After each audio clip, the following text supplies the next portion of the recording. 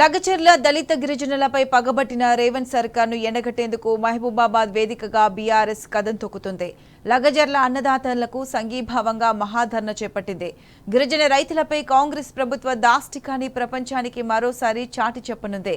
BRS working president KTR తో పాటు పలువురు ముఖ్య నేతలు ఈ నిరసన కార్యక్రమంలో పాల్గొంటున్నారు. అటు మహాధర్నాను విజయవంతం చేసేందుకు గిరిజనులు, దళితులు, రైతులు పెద్ద ఎత్తున తరలి వస్తున్నారు.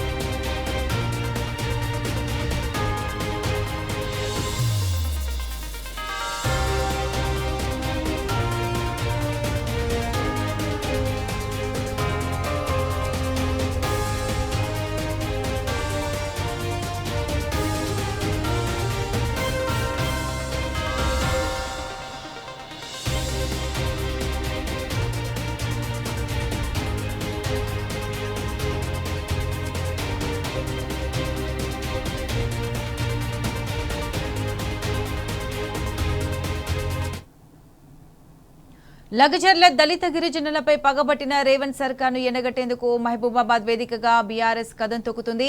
లగచర్ల అన్నదాతలకు సంఘీభావంగా మహాధర్నా చేపట్టింది. దీనికి సంబంధించి పూర్తి అప్డేట్స్ మా ప్రతినిధి రవికాంత్ లైవ్ లో అందిస్తారు. రవికాంత్, చెప్పండి, మహాధర్నా ఏ విధంగా కొనసాగుతుంది? దీనికి సంబంధించి పూర్తి అప్డేట్స్ ఏంటి?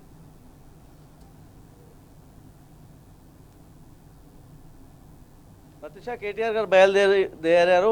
ఉదయం 11 గంటల నుంచి 2 గంటల వరకు అయితే హైకోర్టు అనుమతి మేరకు మానుకోట కేంద్రంగా దళిత గిరిజన పేదల రైతులకు సంబంధించినటువంటి భూములను చెరబట్టే ప్రయత్నానికి తెరదిస్తూ ఉంది కాంగ్రెస్ ప్రభుత్వం. ఆ దమనకాండకు నిరసనగా ఇవాళ మహాధర్నా చేపట్టిన పరిస్థితి. ముఖ్యంగా మహబూబాబాద్ జిల్లా అంటే మహబూబాబాద్ పార్లమెంట్ నియోజకవర్గం అంటే పూర్తిగా గిరిజన ప్రజలంతా కూడా ఎక్కువగా ఉండే ప్రాంతంగా మనం చెప్పుకోవాల్సి ఉంటుంది. ఈ వేదిక ద్వారా గిరిజనులు కావచ్చు, దళితులు కావచ్చు, ఇవాళ పీడిత పక్షాలుగా ఉన్నటువంటి ప్రభుత్వం ద్వారా ఎవరైతే పీడనకు గురవుతా ఉన్నారో వాళ్ళ పక్షాన్ని నిలబడే ప్రయత్నం, వాళ్ళకు భరోసాగా నిలబడే ప్రయత్నం చేస్తూ ఉంది బీఆర్ఎస్ పార్టీ. ప్రస్తుతం మనతో పాటు శంకర్ నాయక్ గారు ఉన్నారు, మాజీ ఎమ్మెల్యే. ఇవాళ ఈ మహాధర్నా ద్వారా ఎలాంటి సంకేతాలను కావచ్చు, ఎలాంటి సందేశాన్ని ఇవ్వబోతున్నాం దేశానికి?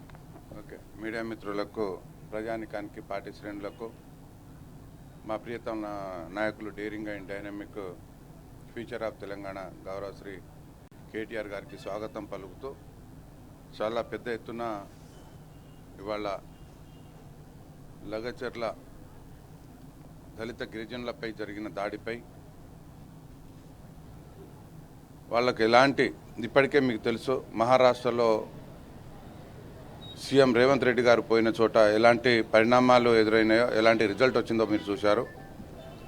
దాంతోపాటు గిరిజన బిడ్డలు, ముఖ్యంగా మా ప్రియతమ నాయకులు కేటీఆర్ గారి ఆశీస్సులతో, ఆయన చొరవతో లగచర్ల గిరిజన బిడ్డలకు న్యాయం జరిగింది. ఇప్పటికే యూటర్న్ తీసుకున్నది ప్రభుత్వం.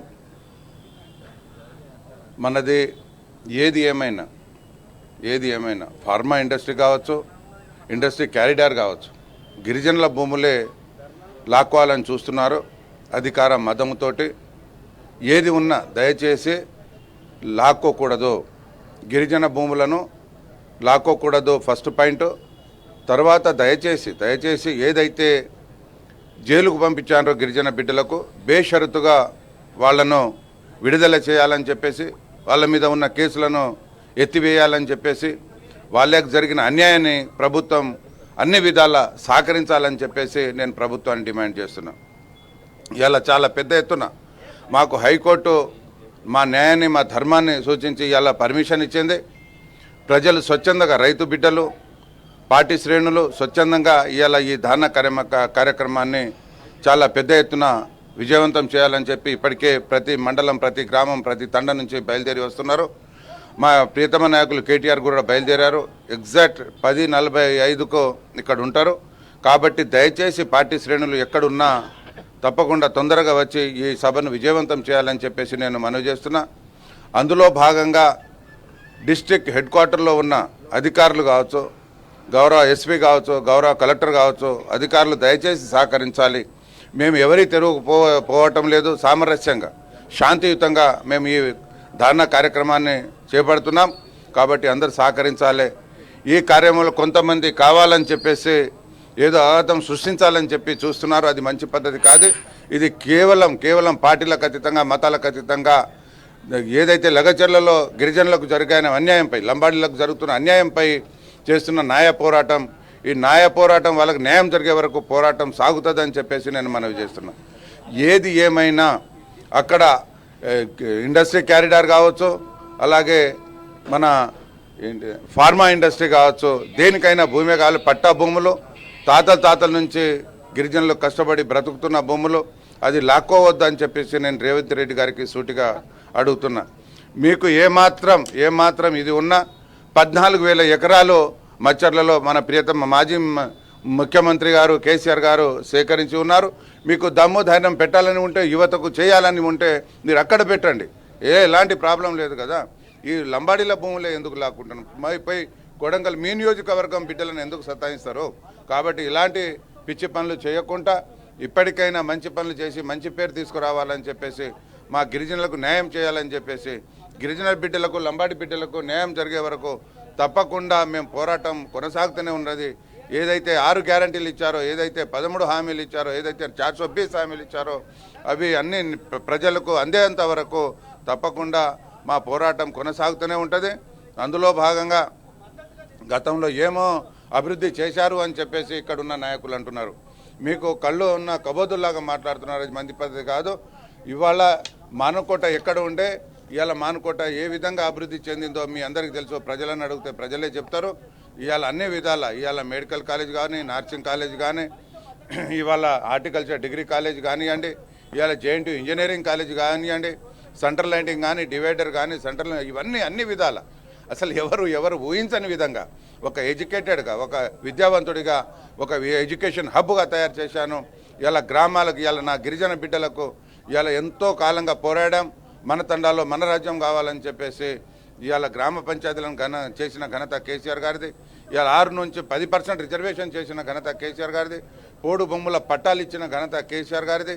ఇవాళ అన్ని విధాల మౌలిక సదుపాయాలు అభివృద్ధి చేసింది కేసీఆర్ గారు. ఇవాళ 10 సంవత్సరాలుగా నేను ఎంత అభివృద్ధి చేశానో మానుకోట ప్రజలకు తెలుసు, మానుకోట తెలుసు. కావాలని చెప్పేసి నిప్పు కాల్చి నా మీద బట్టగాలు చేస్తున్నారు. అది ప్రజలు గమనిస్తున్నారు.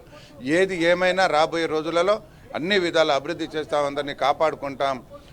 లఘుచర్ల గిరిజనులకు న్యాయం జరిగే వరకు పోరాడతామని చెప్పేసి సభాముఖంగా తెలియజేస్తున్నాను. జై తెలంగాణ, జై కేసీఆర్. Thank you. ఇది మొత్తంగా చూస్తే లగచర్ల గిరిజనులే కావచ్చు, పీడితంగా ఉన్నటువంటి వాళ్ళ కాంగ్రెస్ ప్రభుత్వం వచ్చిన తర్వాత ఫార్మా విలేజెస్ కావచ్చు, ఇలాంటి వాటికి సంబంధించి ఇండస్ట్రియల్ కారిడార్ అంటున్నప్పటికీ పూర్తిగా అవన్నీ కూడా గిరిజన భూములు, దళితుల భూములు, బీసీలకు సంబంధించిన భూములు.